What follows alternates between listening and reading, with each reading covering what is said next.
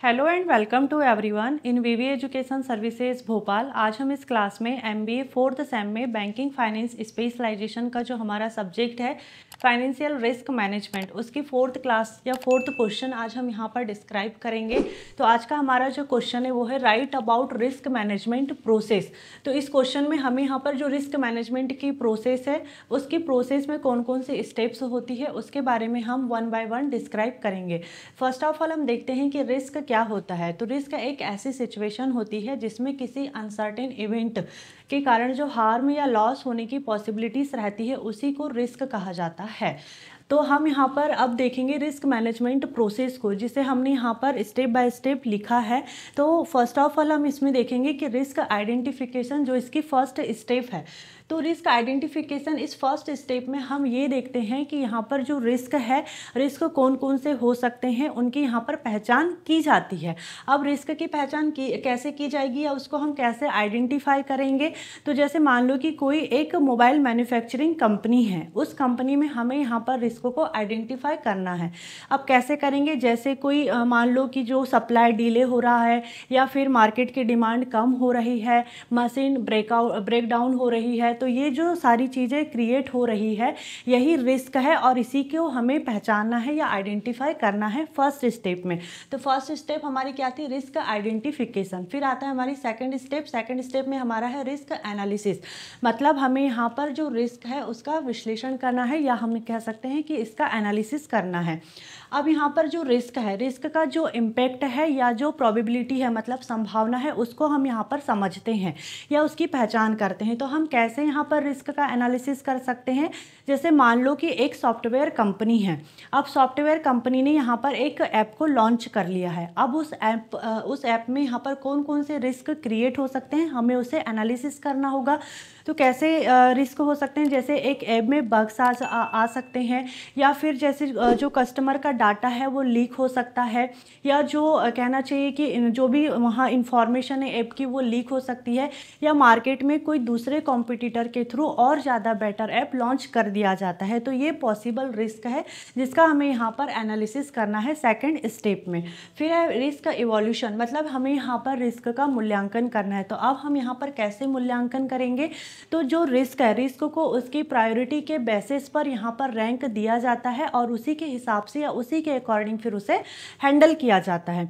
अब यहाँ पर प्रायोरिटी के हिसाब से हम उसको रैंक देंगे, मतलब कैसे। अब मान लो कि हमें एक हॉस्पिटल का रिस्क इवोल्यूशन करना है, तो कैसे करेंगे। जैसे मान लो कि उस हॉस्पिटल में जो ऑक्सीजन गैस सप्लायर है वो फेल हो जाती है।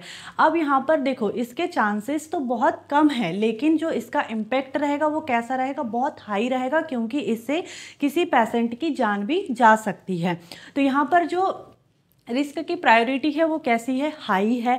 फिर जैसे यहाँ पर मान लो कि उसी हॉस्पिटल का कोई डाटा क्रैश हो जाता है। अब इसके चांसेस तो मीडियम है लेकिन इसका जो इम्पेक्ट है वो मैनेजेबल होगा। तो यहाँ पर जो रिस्क की प्रायोरिटी है वो कैसी है, लो है। वैसे ही अगर हॉस्पिटल में फायर लग गई, मतलब आग लग जाए, तो इसकी पॉसिबिलिटीज़ बहुत लो है, लेकिन अगर इसका इम्पेक्ट हम देखें तो बहुत ही सीरियस होगा। तो यहाँ पर जो रिस्क की प्रायोरिटी है वो कैसी है, हाई है।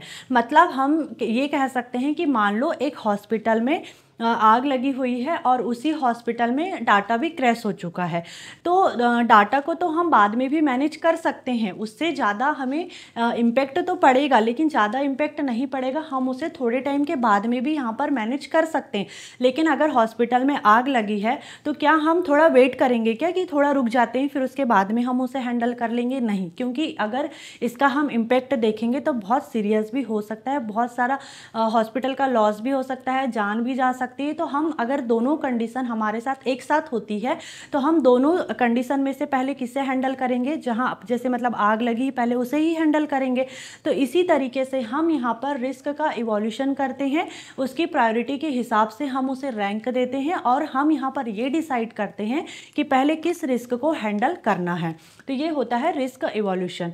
फिर उसके बाद में हमारी फोर्थ स्टेप आती है रिस्क कंट्रोल।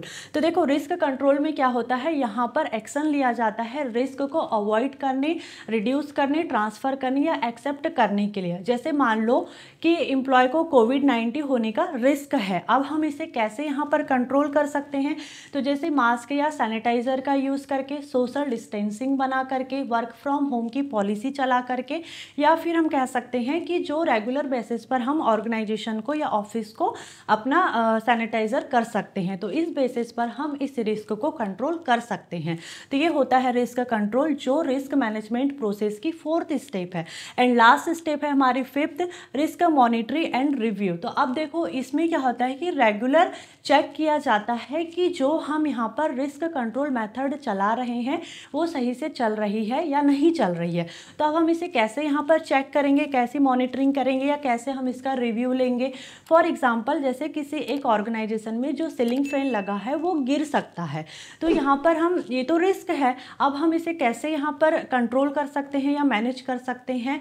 तो जैसे एक फैन टेक्नीशियन को हमने बुलाया और उसे ठीक करवा दिया, अब इसकी मॉनिटरिंग कौन करेगा, जैसे उस ऑर्गेनाइजेशन का प्यून है, तो प्यून डेली बेसिस पर चेक करता है कि वो फैन सही से लगा है या नहीं, या ऑर्गेनाइजेशन के अदर फैन भी सही से लगे हैं या नहीं, या वो लूज तो नहीं हुई है, ख़राब तो नहीं हुई है, या कोई भी प्रॉब्लम क्रिएट तो नहीं हो रही है।